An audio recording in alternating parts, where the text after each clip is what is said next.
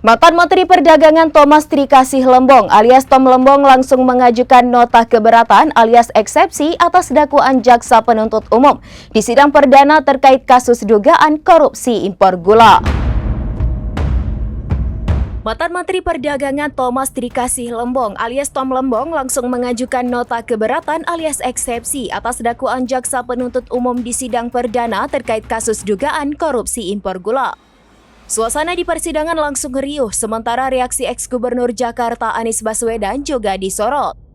Beginilah suasana saat kuasa hukum Tom Lembong membacakan eksepsi. Pengunjung langsung riuh dan bertepuk tangan. Majelis hakim lantas meminta agar para pengunjung sidang dalam kondisi yang kondusif.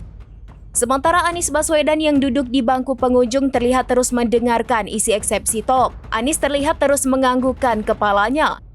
Diketahui JPU mendakwa Tom Lembong karena disebut merugikan keuangan negara sebanyak 578 miliar rupiah. Ia diduga terlibat dalam perkara dugaan korupsi impor gula di Kementerian Perdagangan pada 2015 hingga 2016. Hal ini disampaikan jaksa dalam sidang di Pengadilan Tindak Pidana Korupsi pada Pengadilan Negeri Jakarta Pusat pada Kamis 6 Maret 2025. Jaksa lantas menjelaskan tindakan melawan hukum apa yang dilakukan Tom Lembong. Tom disebut menerbitkan surat pengakuan impor atau persetujuan impor gula kristal mentah tanpa didasarkan rapat koordinasi antar kementerian. Demikian informasi terkini Syederalun, saksikan terus informasi lainnya. Jangan lupa like dan share seluruh akun serambinews.com.